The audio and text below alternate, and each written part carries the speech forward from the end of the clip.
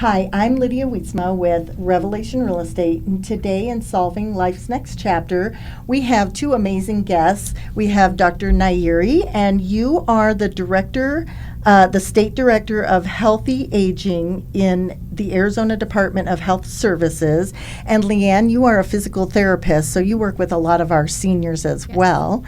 And today we're talking fall prevention, and most people don't know that the month of September is Fall Prevention Month. So give us some of the risk factors that happen with seniors, and I'm assuming it's more seniors than not. Is that correct? Well, thank you very much, first of all, for having us. Thanks for coming. It's our pleasure. And you said September is Falls Awareness Month. And I wanted to just share with your audience that, of course, we're not talking about the waterfalls. We're not talking about the season. We're approaching the fall season. That is true. So even though it's still warm. Even though it's still warm, well, it's still not officially fall yet, That's right? true. That's true. But we're talking about slip and falls. Okay. And most of the falls are occurring on ground level. Okay. And it does occur among all ages. Falls-related injuries are equal opportunity for any age. Okay. However, we know that our older adults, 65 years and older, are at a much higher risk, right, due to frailty and other complications that we will dive into deeper. We have the highest level of mortality or deaths among older adults. Right. 65 years and older. And of course, the highest numbers are 85 years and older. Okay. So as we are living longer, right, we don't necessarily live better. Right. So there are a lot of chronic conditions that we can again dive into that increase the risk of falling.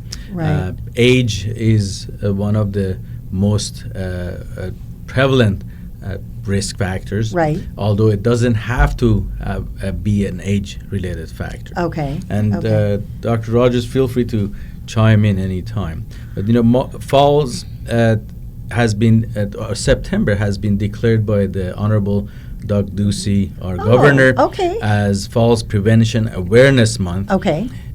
Nationwide, there is a day that is designated for Falls Awareness Day in September. It is usually about September 20th or 22nd of each year. Okay. However, we in Arizona recognize and observe the entire month, since we believe that falls prevention is not something that we only do once a year and then we stop. Right. So it's a continuous effort among all of our partners through the Arizona Falls Prevention Coalition. Again, we can and I have my own experience in my own family. My grandmother, this was like 20 years ago, she actually fell, and we didn't find her for about 4 to 6 hours, and by then she was dehydrated and her kidneys had stopped functioning, and they found her, got her into the emergency department. They stabilized her, but because she was down for so long, her kidney stopped functioning, and then she had to have dialysis, and there were a whole bunch of other things that went with that. And so that was kind of the start of the end for her. But what are some of the reasons why folks fall? Would you like to take that part? Absolutely. There's several reasons. One can be vision. As we get older, older adults rely on their vision more, and obviously that declines. Another reason is a lot of these older adults are on a ton of medication, and so anywhere between 4 to 5 medications or more puts them again at a risk factors for falling with their interactions of the different medications. Usually blood pressure medications increase that risk as well. And then their home. A lot of times people don't realize that their home and can be a danger. That there's a lot of things in their home. Anywhere from having rugs that people can trip on or step on and slip, not having grab bars, yep. to use either from the toilet or the shower. Obviously, bathrooms are another huge place that people fall in their home. So there's so many different modifications that people can do in their home that they don't even realize. Right. Making sure lighting is appropriate, right? You have night lights when you go to the bathroom at night, that it's not dark. Right. Exercise is another huge part that people don't get enough of at that age level. Yep. A lot of those older adults are very sedentary. They don't get the required minimum of exercise, which CDC recommends 150 to 300 minutes a week. Wow. And they even don't at get that age? Yeah. Okay. Yes. At that age, and they don't get that. And Interesting. then you have the people who are still independent and they can still do their daily activities. They can still grocery shop and clean their house and cook, but they don't exercise. Right. And so they, kind of feel like, well, I'm not part of this risk factor because I'm still independent. Right. But they're just, as at risk for the person who's sedentary. Yeah. A lot of those people who are still independent, they fall because of the cognitive demands placed on them. Okay. So they may be, walking in their home, carrying their laundry, talking on their phone, and then, the dog is following them and they don't see something. And because they have all these cognitive demands on them,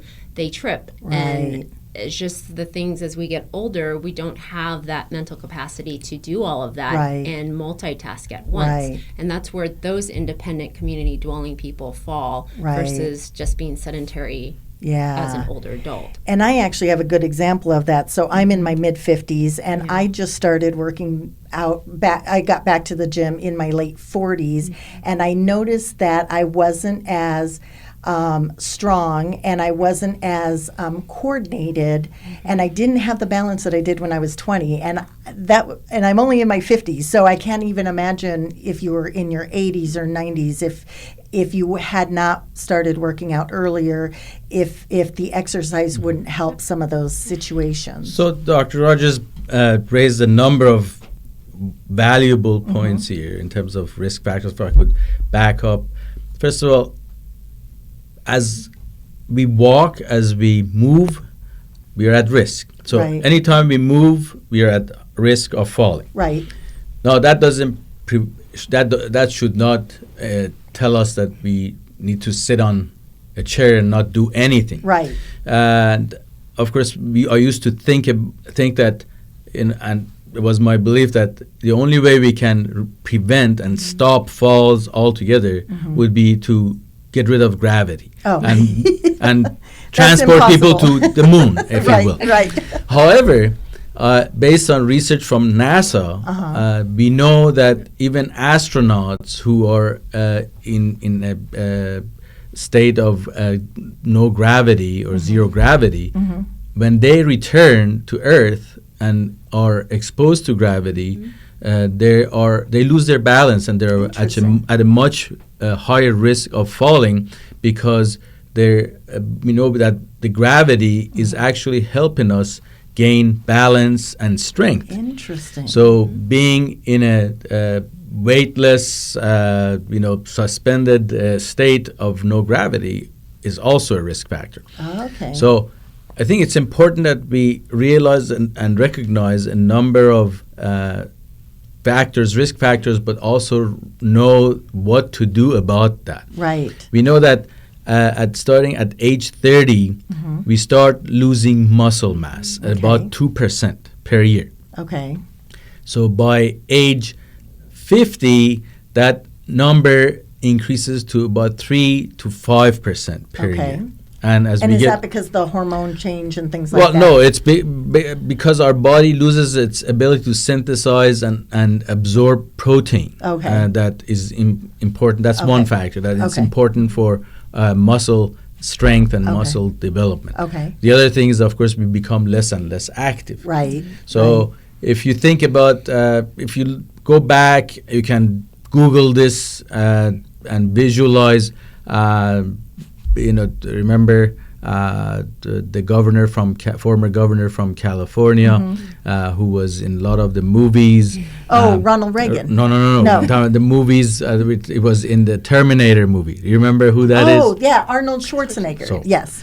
Our Mr. Schwarzenegger, in his peak youth, he was a bodybuilder. Right. If you look at his youthful pictures, Right. and you look at some of his pictures now, Yeah. not those that are doctored or photoshopped, Right. but if you look at his real pictures, you'll see the muscle loss Right. or atrophy, Okay. and that it comes with sarcopenia, Right. is the medical term for it, Okay. and therefore as we lose more muscle mass, our body becomes weaker. Okay. So we need our core muscle strength and our balance, as Dr. Rogers was mentioning, in order to maintain our balance and stay at a lower risk. Right, Again, anybody falls. Right. Even we know that people who are athletes fall Right. and get Exactly. injured. Right. Exactly. And speaking of that, we know that people who fall and suffer a ground fall injury are often at a higher risk for traumatic brain injury. So also known as TBI. Okay. So we know that as of 2018, which is our latest data, Okay. we had 3.8% of our falls resulted in deaths due to a traumatic brain injury. Interesting. Okay. Okay. And that makes sense.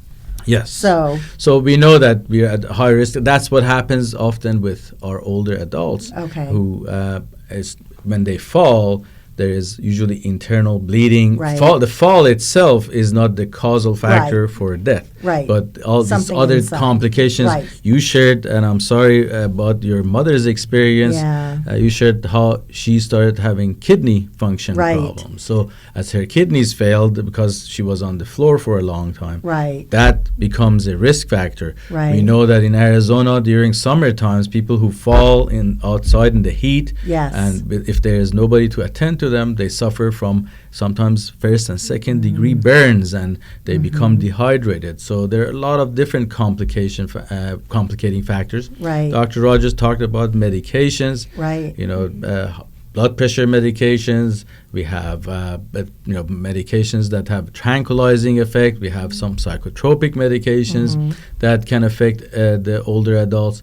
Now, this does not mean that we are advocating for people not taking their medications. Right, exactly. I want to make sure that we address this and say you need to work with your providers Right. to manage your medications Right. and look at the drug side effects to make sure that they're not interacting or counteracting in a way that is going to put you at a higher risk. But Right. do follow your primary care providers So or if- physicians. So, for instance, if someone is having a little bit of dizziness or they're not feeling quite like they normally are, the first thing to do would be to contact their primary doctor and see if maybe the combination of medications isn't affecting some of that. Yes. Yeah. And if sometimes it takes time to have access to a provider, Right. go to your pharmacist or call your pharmacist and talk to a pharmacist. Okay. Talk to your physical therapist, your occupational therapist, Okay. a nurse that usually is on call for the doctor's Right. office. But do talk to someone, Okay. reach out and find out what's going on. Right. Yeah. And sometimes I've heard too that sometimes the fall is just the start of something. There could be something internally that's going on that needs to be looked at, and that's another factor as Yes. well. So Correct. there are a number of differential causal factors or diagnoses, as we call them. Right. So it could be a whole list of things that may be going on that is causing the person to be dizzy or imbalanced. Right. Now, that's why it's important for all of us to get on an annual basis, Right. at least, and more often as we need to get a falls risk assessment. Okay. We know that Medicare pays for an annual falls risk assessment Okay. with the primary care providers. Okay. And Medicare does have a code that providers can use to bill for that. Now, some providers may be unaware of that, and the other thing that sometimes hampers that opportunity to be evaluated is when we go in to see our primary care provider, if we go with a long list of things, Yes. then And that's probably the last thing Yes. they even think about. So, and we have each provider has about 5 to 7 minutes. Yeah. Primary care providers speaking, and specialists may have 3 to 5 minutes of Right. time that they spend with you. So we need to make sure that we schedule time and specifically go for a falls risk assessment. Okay. So on the fall risk assessment, is that something that even like a physical therapist can do? Yes. Is that what so do you do those fall risk assessments for Medicare patients? Yeah, absolutely. You know, you can go to your physical therapist and we screen for that. Okay. You know, being a doctor, we can rule out if it is a red flag that it's not part of our scope of practice, and then we need to send you to your primary care Okay. to get that looked at, or it's truly a balance and musculoskeletal, problem that you Right. have that we can definitely fix it with therapy, with exercise, Right.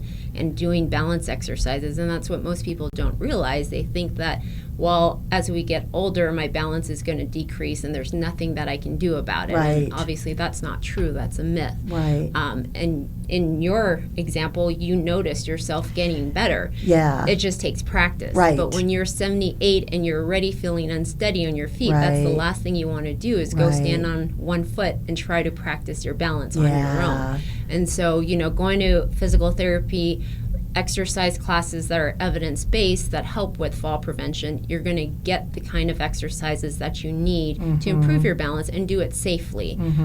And so there's many classes in the Valley, amongst going to a physical therapist. Right. But Matter of Balance is a class that's offered. Tai Chi for arthritis and fall prevention is another Oh. class that helps with fall prevention and working on your Right. balance and strength. Right. So speaking of that, if I may Yeah.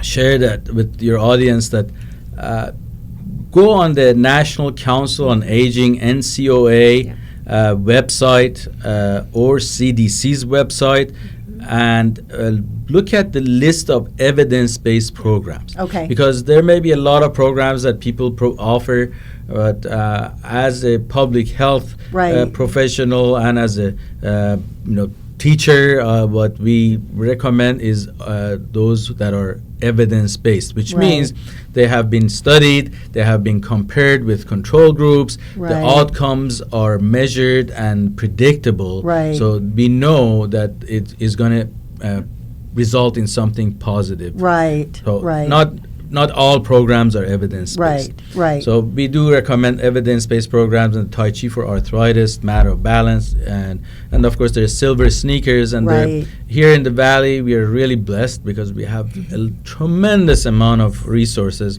Yes. And we'll talk about that when you're ready. mhm. I will be happy to share that with the audience. But I think it's also important to note that the fear factor. Dr. Rogers Right. reminded us the fear that if we're at a certain age and we have been inactive, Right. we may be scared to start a new activity, Exactly. or start exercising, and there is also the fear among those who have fallen before. We know that if a person has fallen, and I have fallen, I've fallen 3 times, but I'm not even part of the statistics that the state collects. Right. So based on our hospital discharge data, Right. that we have and our hospital discharge data and the emergency department's data, Right. that we have spent $1.5 billion in 2018 alone in the state of Arizona. Wow. Not nationwide. Is that in from Arizona, falls? From fall-related injuries. Wow. So hospital discharge data is Right. based on people who have been hospitalized, have gone to inpatient and been admitted. Okay. And emergency departments or data is based on those who have visited emergency departments. Right. So you notice that I've only talked about hospital, inpatient hospitalization, Right. and emergency department visits. Okay. The data that for people who visit urgent cares Right. or go to their primary care providers Okay. is not reported. So that Interesting. the $1.5 billion Right. does not include Those. Yes. Or And those tho- people that get call the fire department to pick them up, and then they Exa- don't go to the Very good. Yeah. So yeah. that's a great segue to talk about how the fire and medical departments or the emergency medical services, or EMS, is really burdened with the Yes. number of fall-related lift assists. Yes. 10%, the fire chiefs tell me that about 10% of their calls, dispatch calls, are fire-related. Okay. So they're really, about it's more 60% of it is Are fall-related falls. injuries. Yep. So I'm not surprised, actually. I mean, if we think deductively Right. and critically, we see that most of our emergency medical services resources are allocated and deployed for really non-emergency Right. reasons. Right. That doesn't say that the fire are, we have wonderful fire medical Yes. departments across the state. They are very proactive, very community focused. Yes. They want to be responsive and they will continue to be responsive. Right. However, we as consumers, as citizens, also have a responsibility Absolutely. to prevent certain things that can increase our risks Right. for falls. Right. Again, we're talking about lifestyle factors. Right. We know but just because we get older doesn't mean that we stop drinking and using Right. substances that can even especially interact with prescription medications. Yeah. Yes. We know that as we get older, we sometimes engage in risky behaviors. Right. So we need to be mindful of that. Okay. And the other things are, as Dr. Rogers mentioned, staying active. Right. Because I'm going to sum up all my experience and all my knowledge in two things. Okay. Circulation and physical activity. So muscle strength building. As we get older, our vascular system, just like the plumbing in our house, Right. becomes more and more, and it loses its elasticity. Right.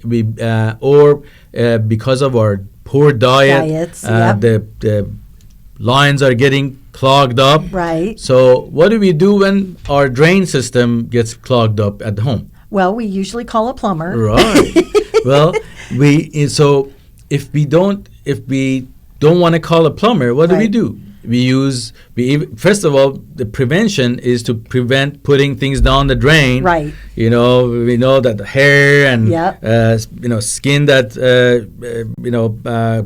sloughs off Right. our body as we wash our hands or wash our body, and hair. When we wash our hair, that clogs up the Right. drain.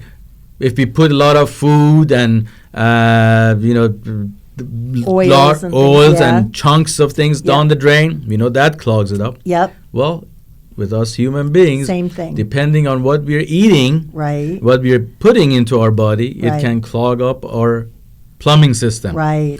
So that causes circulation problems, Okay. especially as we get older, because our body is not, we know that autopsies, children as young as 2 years of age have shown plaques in their arteries based on their diet. So imagine how it builds up as we get older. Yep. So it's important to prevent that because our circulation is one of the most important things in our health. Right.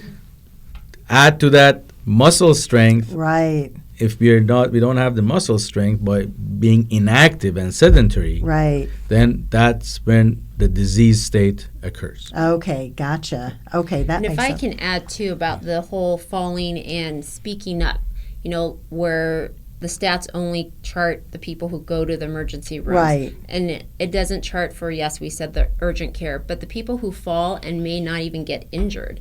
And those don't get reported. But it's still a fall, and there was a reason why that person fell. Yes. And that's a huge thing, is if you fall, they need to speak up. And Right. most times they don't, because these older adults are living independently. Yes. And they're not going to go and tell their kids about it, Right. because your first reaction is like, well, mom and dad, we need to figure out why, or Right. do we need to start now thinking of an assisted living, or and they don't want to someplace do else. that. Right. Yeah, They that, want and to that age makes in sense. place, Right. and so they're not going to want to admittedly open tell their kids like, hey, I Right. had a fall yesterday. Right. Be a fear of they're going to start stripping away independence. Right. And that's something that we want them to speak up, because Right. if it was something as a matter of just the rug, then hey, they Take they the have rug no out. idea, right? Right. And so that's huge that we try to get that fear out of those Right. older adults to think that we're going Right. to be taking things away from them, but there's so much that can be prevented. Yes. And that, hey, you didn't get injured that time, so now let's start doing things. Let's be to proactive yes. and put those bars on Yep, in the yep. shower and or do start things. finding new programs so you can get stronger and not have that fall. That's an excellent point, Dr. Rogers. Yeah.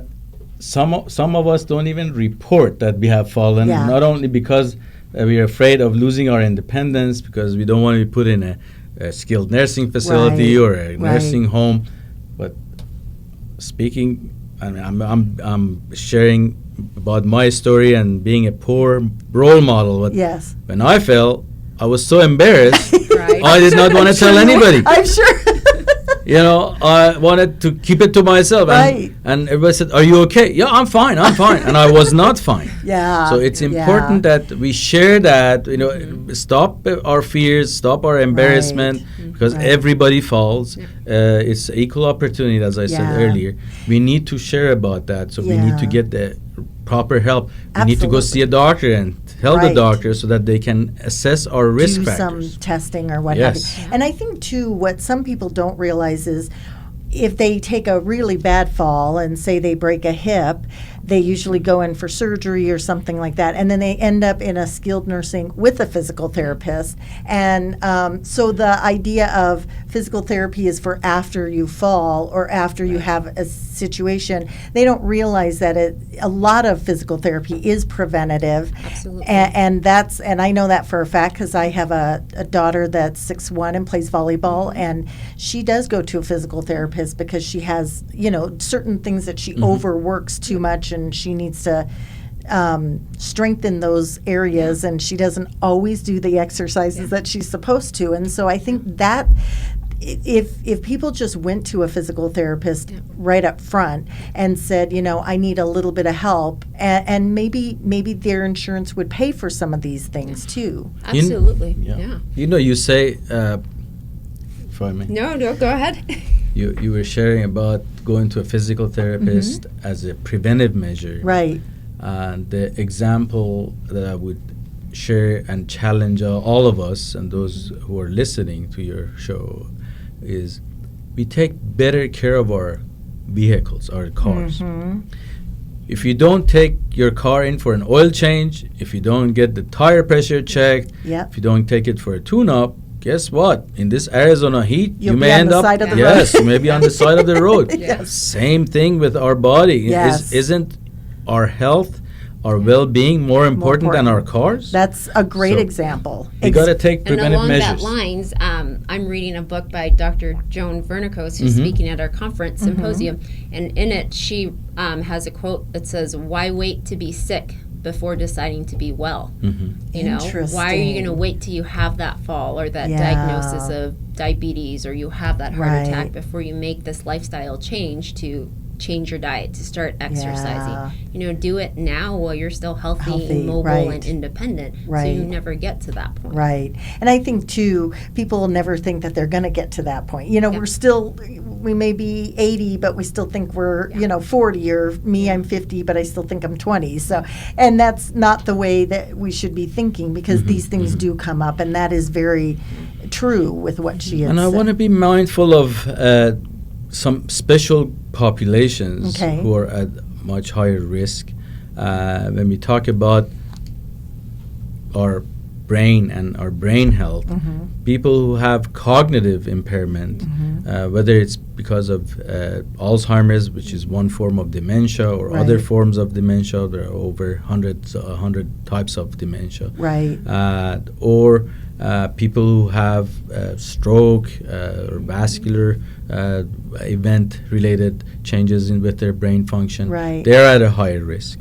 People who have hearing problems are at a higher risk. So hearing impairment, visual impairment, as Dr. Rogers stated right at the beginning of our conversation, and people who have visual impairment are either legally blind or blind are at much higher risk. Interesting. We know that certain ethnicities are at a higher risk, or are at more higher level of disparities. Right. For example, we know that American Indian, Alaska Native population, we have 22 tribes in Arizona. In case you didn't know, newsflash, but we have a large population of American Indian community members, our neighbors, right here in the metropolitan area. So they're at a higher disparity, followed by African Americans, and then the Latino population. Okay. So, and when you say higher risk, you mean higher risk for like diabetes I'm talking about for falls. For falls. Yes, for falls. Okay. Well, other chronic conditions as well, but for fall-related injuries and deaths. When we look at the mortality rate among those populations, they have when we compare it to population per capita or per 100,000, they're at a higher disparity than the white Caucasian population, so white non-Hispanic population. And so the white Hispanic, non-Hispanic population are at the highest level of risk, and we have the highest number of mortality. But then when we look at the population based per 100,000, we have American Indian, Alaska Natives, and African Americans and Hispanic population. Interesting. So talk to us about, there's been some, talk to us about the governor's proclamation and some of the things that are going on here in the state. I'm super excited. We had Battalion Chief Jesus here a couple weeks ago, and I just feel like Arizona is like the forefront of some of these things that are going on here for national things. So give us that information. So as I said earlier, Honorable Governor Doug Ducey has declared September as State Falls Prevention Awareness Month. In correspondence with the National Falls Prevention Awareness Day. So we are grateful to our governor for having declared September as Falls Prevention Awareness Month. The governor has urged primary care providers and all health and human service providers to conduct some of those risk assessments, falls risk assessments, and has also in his declaration, which is going to be posted on the Arizona Falls Prevention Coalition, website, which is azstopfalls.org. Don't be alarmed, because the website will redirect and go into the Arizona Department of Health Services website.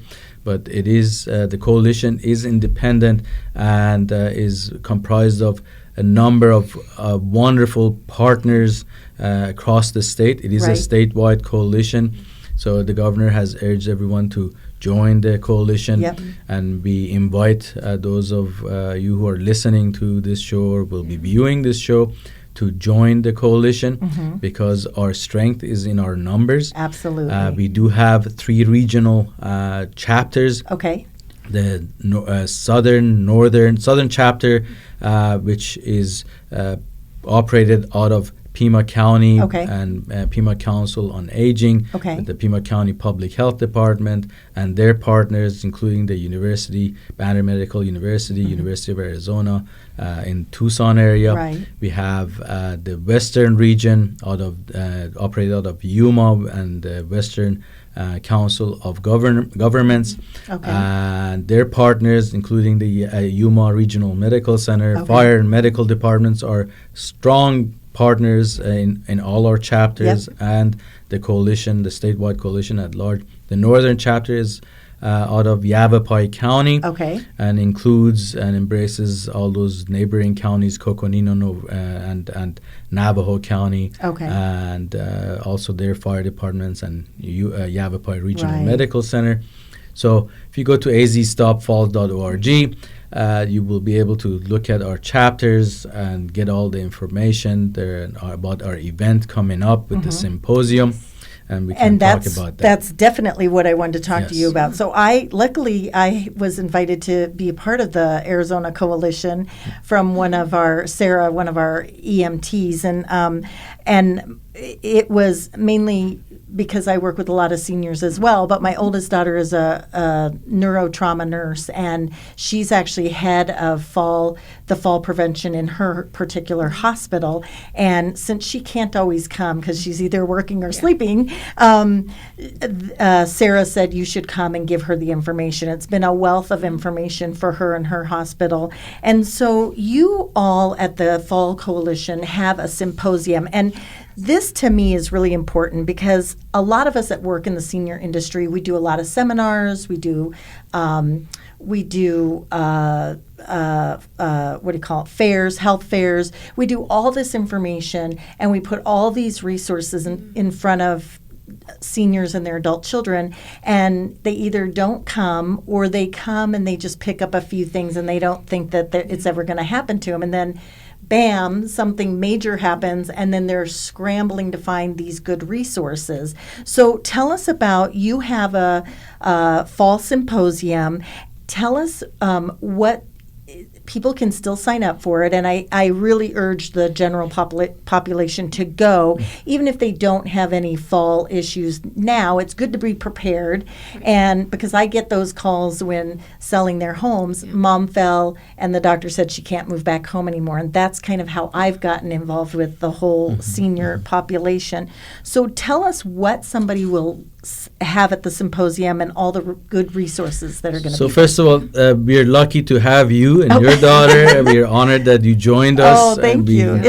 It's been an eye-opening experience, I will tell you that. We are grateful to have you as a partner, and we would love to have other people join and have you as partners, those of you who are listening and will be viewing this show. I would like Dr. Rogers to talk about the symposium because she's been spearheading the planning. She's done a lot of work and dedicated a tremendous amount of time with her and her committee. But I would like to share that all of us either have fallen or know somebody who has fallen. Yeah. I know many of my colleagues whose name I will not disclose in respect for their privacy, but they have fallen. Yeah. And at all ages, and some of whom you would recognize their names because they're public figures. Right. But they have fallen. They have been injured, even as recent as last week. And so. My neighbor fell. One of my neighbors fell and died on arrival at the hospital. Wow. So, and I'm passionate about this because my grandmother fell and died about 3 months later. We do have a tremendous wealth of resources in Arizona. Absolutely. With some fabulous people. I will share with you that some of the professional segment of our symposium speakers are internationally known, renowned for their work and their research and their innovation. Dr. Bilal Joseph is the chief of trauma surgery at the University of Arizona Medical Center in Tucson. Okay. He will be our keynote speaker.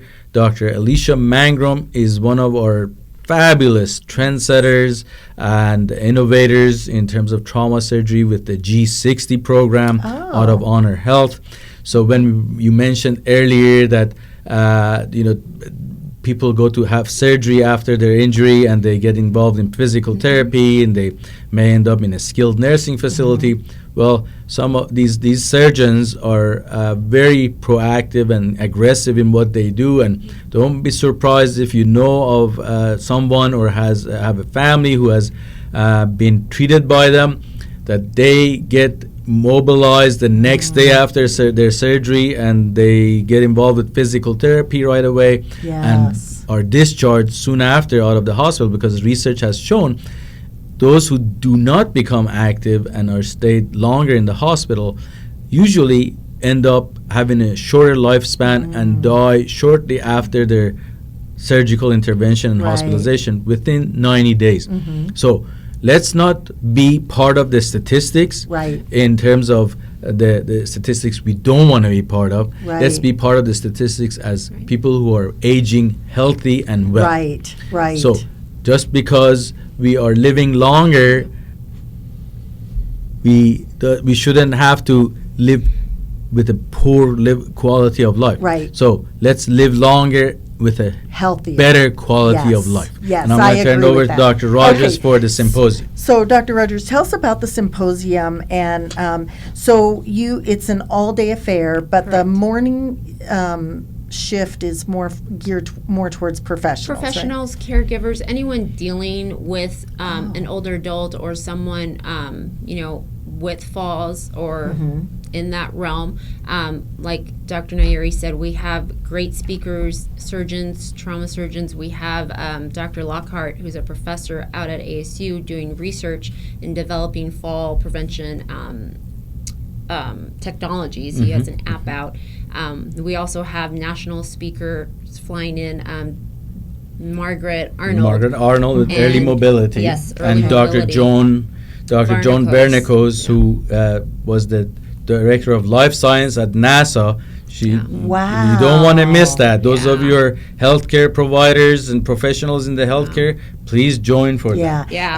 And She's- I will get this out to all the nursing through my daughter, but will they will get credits for going so as well? nurses, PTs, OTs, dietitians, social workers is the other one. Okay. We also have EMS and firefighters as well. that Okay, can come in and they'll get- also get credits Yes. as well? Yep. Okay. Yes, EMTs are going to get Yeah. Perfect. But I continuing mean, even education. if you're a fitness trainer, personal trainer working in that older adult population, or you do group fitness classes for older adults, you're all somehow dealing with someone who has fallen. Right. If you're in that realm Right. of older adults. So it's just because you're not getting credit, continuing education credit, Right. doesn't mean you can't come. And the caregivers that come don't have to be certified caregivers, right? They can just be a family Yeah, member it that's can maybe be, taking yeah. care of The someone. family members, I would say, would probably benefit more from the public Afternoon section one. Okay. in the afternoon. Okay. Because the professional section, if you like to join us for that, great. But some of the information, which is a lot of technical, clinical, Right. and research based, Right. maybe just too cumbersome. yeah. And they're not gonna. The speakers are not gonna be getting into a level of presentation that Right. may cater to them. Right. But anybody who's, as Dr. Rogers said, trainers, anyone who's interested in getting some education and having continuing education as Right. part of their profession, we would encourage you to join us. Okay, and then tell us what families can see in the afternoon, because the afternoon is geared more towards the general public. Right, exactly. And I'm really encouraging, even those that don't feel that they need it, I'm trying to get people to see the value of coming to, like you said, help first off prevent it and also have a good lifestyle for their loved ones. And I So may I also say that Yeah. we would love for our veterans to join us. Oh, Because yeah. our veteran Yeah. population are also at risk, and they're a special population. Okay. And we do work very closely with our VA healthcare system. Okay. And I'm proud to share about their achievement that they have reduced their inpatient falls rates by 32%. Wow. And that's a huge achievement. that is a huge And achievement. so they're doing a lot of great work at their inpatient facilities, Right. Using the early mobility and patient safety, patient safe handling Gotcha. methods. So Okay. Yeah, So- so the afternoon starts at 12 o'clock, and it's free. Okay. So, and we'll have lunch for Okay. the community members. We have Senator Heather Carter, who will be speaking. She's an advocate for older adult health care. So she's going to start us off by presenting. And then we have Banner Health. They have their home mobile safety unit that they bring out, Oh. and it'll, like we spoke about, Yep. modifications in your home. They'll make awareness and bring light to what things can be modified in your home. Right. We will also have a Tai Chi demonstration, the Tai Chi for arthritis and fall prevention, a little quick summary of what it is, and a little interactive demonstration that people can stand up and try. Okay. We will have a physical therapist and a pharmacist speaking. Okay. And then to sum it all up, we'll have Captain Kelly Lieberman from Phoenix Fire, and he's going to speak about what from a firefighter and EMS kind of perspective. Okay. So we'll have tons of great information. We'll have great sponsors, so there'll be tons of information people can gather from those tables, and just so much networking information. And I highly recommend people to come, just because if they have a senior loved one, or even if they have a neighbor that's a senior, it's always good to gather this information ahead of time before it gets to the point where everybody's in an urgent situation, and then you have more opportunities beforehand than you do after the urgent situation. Then you're usually only stuck with one or two decisions, and that's it.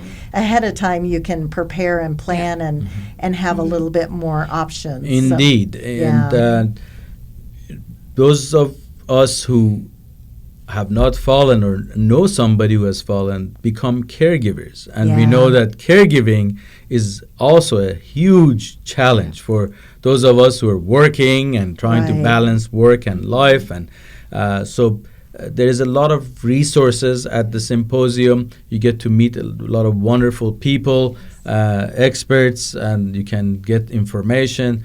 Some of the vendors, including assistive devices, new technology and assistive devices are going to be there.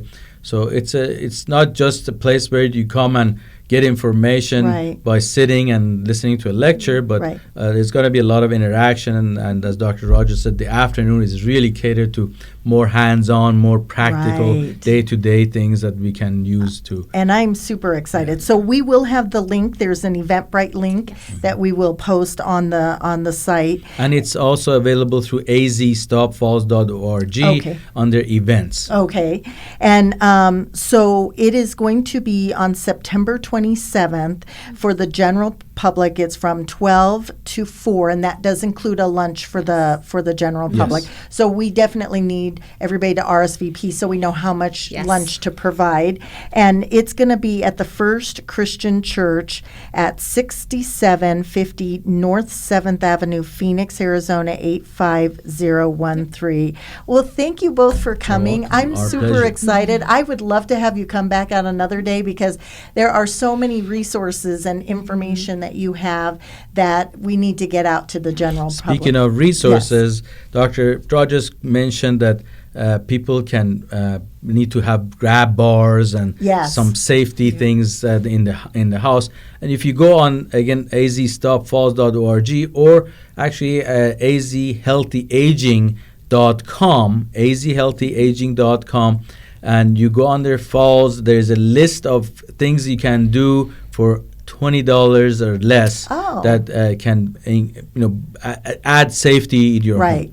So please look at those resources. And again, area agencies on aging. Your east in this side of town, the East Valley Senior Assisted Living Center. There are a lot of other resources. The Department of Economic Security, and of course the Arizona Falls Prevention Coalition. We're happy to share those resources with you. Do you want to talk about how people would contact you? If you're, give us your information. For sure. Looking for questions on how to improve your balance and want to learn exercises, and if they want to do a full balance screening, you can contact me at Lianne at balancebylee.com, or my website, www.balancebylee.com. Okay, and you will do that in their home. You'll do those assessments, because you are mobile, so there's no excuse that they need to drive somewhere. So, okay. Well, thank you both for coming, and we'll have you back again. And I appreciate all the information. Well, thank you for having us. Thank you for having us. Yeah.